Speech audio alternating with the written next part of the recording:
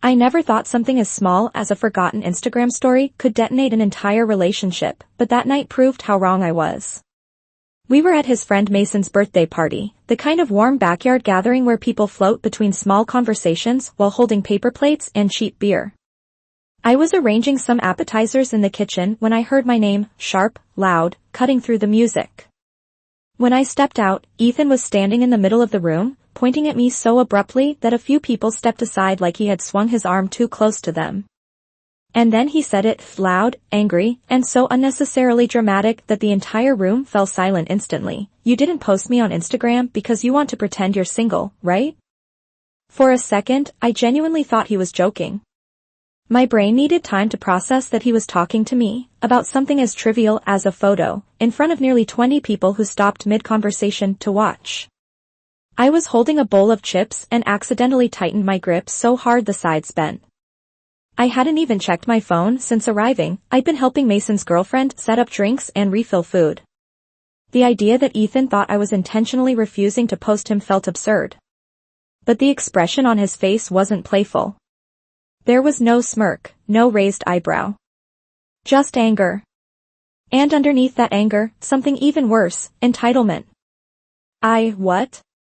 I finally said. "Ethan, I haven't even been on my phone." But he shook his head like I was lying outright. "You always say that," he snapped back, louder this time, as if he needed the volume to validate his feelings. "You magically forget every time it's about me." Someone near him muttered, "Dude, chill," but Ethan ignored it completely. I took a breath, trying to steady myself and keep things from escalating, but something about the situation felt heavier than it should have been. I'd seen Ethan irritated before, even sulky, especially when I didn't react the way he wanted to things he posted, but this was different. This was public. This was pointed. And this was clearly something he had been stewing about long before we even arrived at the party. When I walked closer, he took a step back, not fearfully, but theatrically, like he wanted to create a visual distance between us so people could see the conflict. "You want people to think you're single," he repeated, slower this time, as if each word was meant to wound. "Just admit it." I scanned the room. Some people looked uncomfortable, others were trying to pretend they weren't watching. A few exchanged awkward glances. It felt like the scene wasn't just humiliating, it was calculated. "Ethan, let's talk privately," I said quietly, hoping he'd have enough sense to step away from the crowd. But he scoffed. "Why? So you can convince me I'm overreacting?" "No. You need to explain, right here, why you refuse to do something so simple."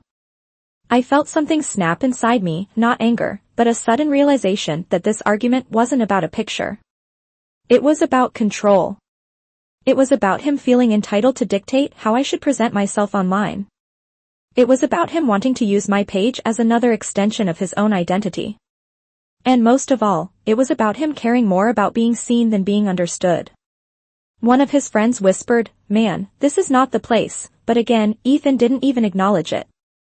The more he talked, the more I felt like I wasn't even his girlfriend. I was just a prop he needed to complete some image he curated for an audience I never signed up for.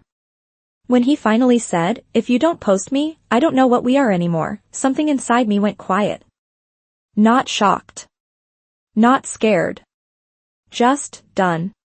Because any relationship that could be undone by a single Instagram story was already broken long before the confrontation. I put down the bowl of chips on the nearest table, straightened my jacket, and looked at him as calmly as I could. And for the first time that night, instead of feeling embarrassed, I felt clarity. Painful clarity. This wasn't about Instagram. And it never had been. When I first met Ethan almost a year ago, nothing about him suggested he would ever blow up over something like an Instagram story. He was warm, polite, and almost overly considerate. The type of guy who opened doors, offered to carry heavy bags, and remembered the smallest details about what I liked. In the beginning, it felt refreshing. I thought he was simply attentive. I didn't realize that attention, for him, was tied to expectation, specifically the expectation that everything we did together needed to be seen, validated, and approved by others online. It started small. When we first began dating, he'd ask to take a picture whenever we went out. I assumed it was just a cute habit. Then he'd ask me to send him the photo so he could post it. Still fine. But after a while, he'd say things like, "You should post this one too," or, "If you repost it, it will get more reach." That was the first time I felt something shift. I brushed it off, telling myself it wasn't a big deal. Lots of couples post each other. I didn't think too deeply about it. But a few months in, Ethan created a separate Instagram account, one he called his lifestyle page. At first, I thought it was just a hobby. Then I saw how much energy he put into it. He wasn't just posting pictures. He was planning content, drafting captions, studying analytics, comparing likes, talking about engagement patterns and a consistency. He sounded more like a full-time influencer than someone with a normal job and a normal life. I remember one night, he asked me why I hadn't liked his latest post yet. I had been in the middle of a work deadline and hadn't checked my phone. He acted disappointed, almost hurt, like my missing that one post meant something about our relationship. That was the first time I felt uneasy. Not angry. Just uneasy. Over time, the social media comments turned into small criticisms. "You never take enough couple pictures. You don't post consistently. You make it seem like I'm not important to you." I kept calmly explaining that I wasn't very active on social media, that I didn't think posting reflected how much I cared. He always responded with the same line, "Modern couples share their lives online. It's normal." But what he meant wasn't normal. What he meant was, "I need you to help me build my image." My friends noticed the shift before I did. One day, my best friend said, "He cares way too much about what strangers think. Are you sure he's dating you and not your Instagram?" I laughed and told her she was exaggerating.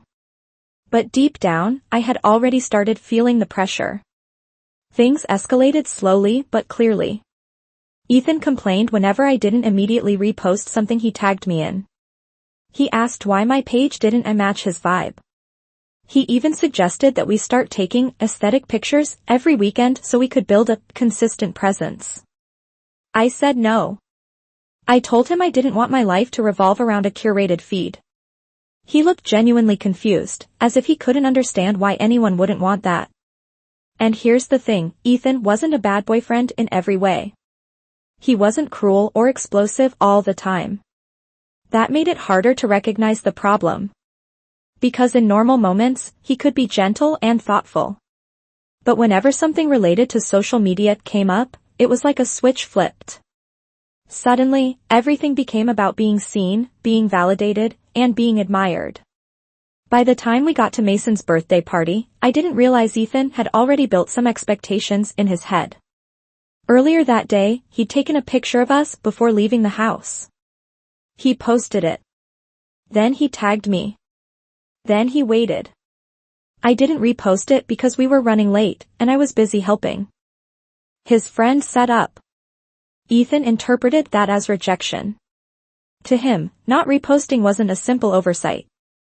It was disrespect. It was betrayal. It was me damaging the image he wanted us to have. Looking back, I now see every red flag that led to the explosion at the party. The passive-aggressive comments. The guilt-tripping. The way he tied affection to online validation. The constant need for control over how the relationship appeared to others. But at the time, I didn't connect the dots. I thought it was just a difference in habits or personality. What I didn't realize was that Ethan wasn't looking for a partner. He was looking for a co-manager. Someone to maintain the brand he had created in his head. Someone who would help him look like the man he wanted others to see. And I unknowingly became the piece that didn't fit into that plan. By the night of the party, the tension had already been building for months. I just didn't know the trigger that would finally push everything over the edge was something as small, and yet somehow symbolic, as a missed Instagram story. When I walked back into the living room, I immediately sensed that something had shifted. Ethan was standing with two of his friends, talking quickly, his eyebrows pulled together in an expression I knew too well, annoyance mixed with self-pity. As I got closer, I heard him say, "I don't understand why she refuses to post me. It's weird, right? Who does that when they're supposed to be committed?" His friends looked uncomfortable the second they noticed me standing a few feet away. One of them nudged the other, silently warning him to stop talking. Ethan turned around and locked eyes with me. And instead of calming down or stepping aside to speak privately like any reasonable person, he raised his voice again and asked, "So? Are you finally going to post the picture? Or are you still trying to look single in front of everyone?" The room tensed immediately. His tone wasn't just irritated, it was accusatory, like he wanted people to hear. Like he needed witnesses. I tried to stay calm. "Ethan, we talked about this. This isn't the place. Let's go home and talk." But he smirked, shaking his head slowly. "You're running away again. You always do this. You avoid real conversations because you know you're wrong." A few people shifted uncomfortably nearby. Someone whispered, "Dude, not again." That one sentence made everything click for me. This wasn't the first time he had complained about our relationship to other people. It wasn't a one-time frustration. He had been building a narrative behind my back. The party host, Mason, stepped in gently. "Hey, man, relax. It's my birthday. Let's not turn this into something big." But Ethan snapped, "I can't relax when my own girlfriend disrespects me. How would you feel if your partner refused to acknowledge you publicly?" I simply stared at him, stunned at how inflated the situation had become in his mind. He wasn't arguing about a story anymore. He was arguing about what the lack of a story represented for his personal reputation. I stepped aside to breathe, but before I could even regain composure, a mutual friend approached me and said quietly, "Are you okay? I think you should know. Ethan's been complaining about this for weeks." I frowned. "Complaining about what?" She lowered her voice more. "About how you're not helping his brand growth. About how your page doesn't align with his aesthetic. He said you're holding his engagement down." I stared at her, disbelief tightening in my chest. "He said that to people?" She nodded, apologetic. "Yeah, we thought maybe you two had talked about it. We didn't want to get involved, but it's been noticeable." Not only had he been obsessing over social media, he had turned our personal relationship into a topic of group discussion, as if I were some marketing asset that wasn't performing up to standard. When I walked back to get my bag, Ethan suddenly stepped in front of me, blocking my path. "Where do you think you're going?" "Home," I said firmly. "This has gone way too far." He raised his chin slightly, like he was about to deliver some grand verdict. "No. You're not leaving until you explain, in front of everyone, why you refuse to make our relationship public." I blinked slowly, stunned by how far he wanted to take this. "Ethan, that's insane. I'm not doing this with an audience." The host immediately stepped forward again. "Bro, stop. This isn't fair to her, and it's ruining the whole night." Ethan ignored him completely. He looked around the room, seeking validation, as if waiting for people to nod in agreement. But most were avoiding eye contact.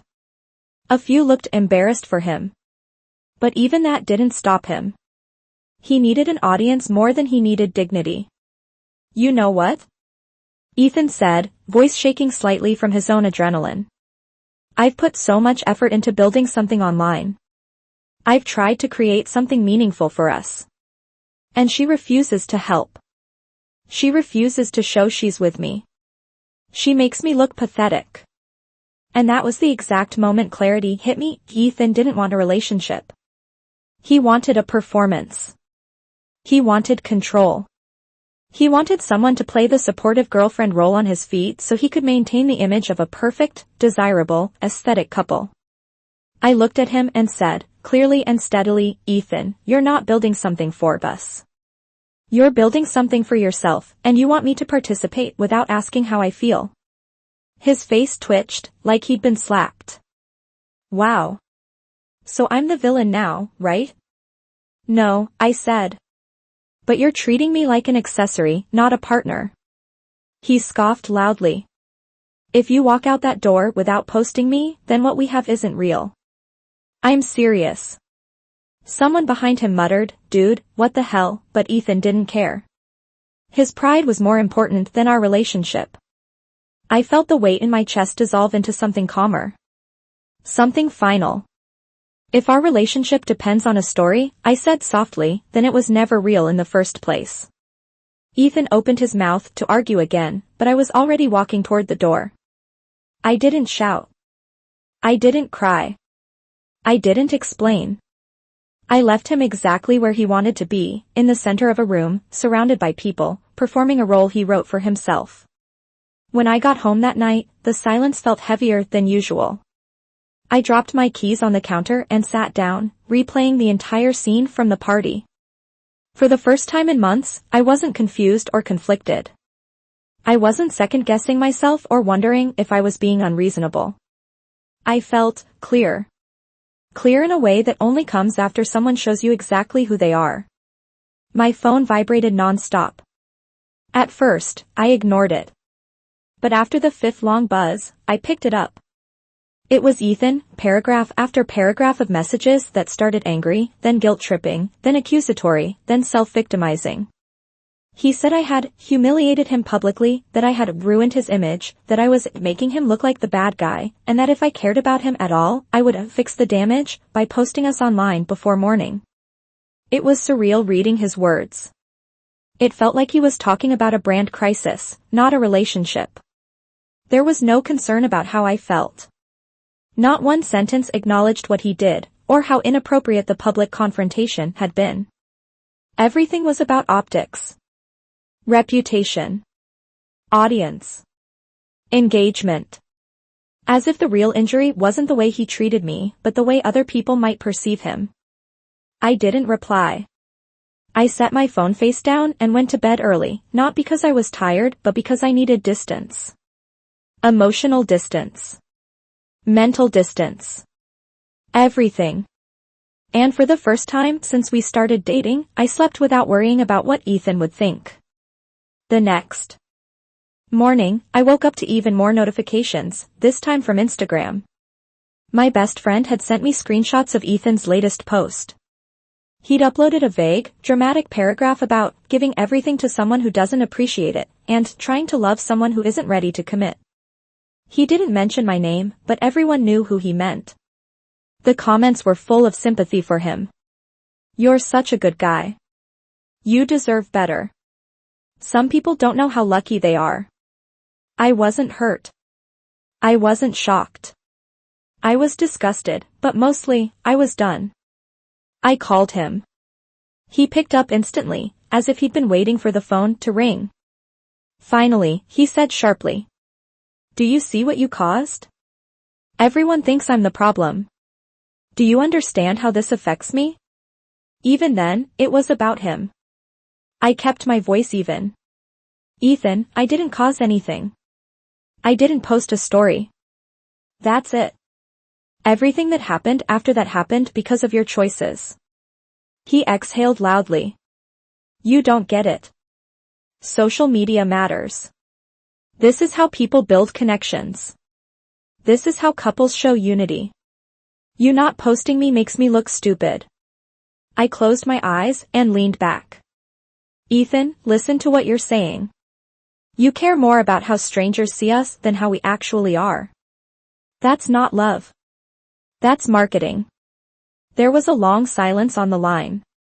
For a moment, I thought maybe, just maybe, he finally understood. But then he spoke again, quieter this time but still stubborn. You're making me sound like some shallow person. I'm not. I just need you to be a team player. Team player? I repeated. Ethan, I'm your girlfriend, not your social media intern. He started listing reasons, some ridiculous, some manipulative, about how I was being dramatic, how I didn't understand the digital world, how all couples nowadays curate their image. He made it sound like I was the unreasonable one for wanting a relationship that didn't revolve around Instagram metrics. Finally, I cut him off. Ethan, I'm done having this conversation. I'm not your prop. I'm not part of a brand. And I'm not going to perform a relationship so you can feel validated. His voice cracked with frustration. So what do you want? I want out, I said. I want out of whatever version of us exists in your head. He stuttered, actually stuttered, like he hadn't considered that I might be the one to walk away.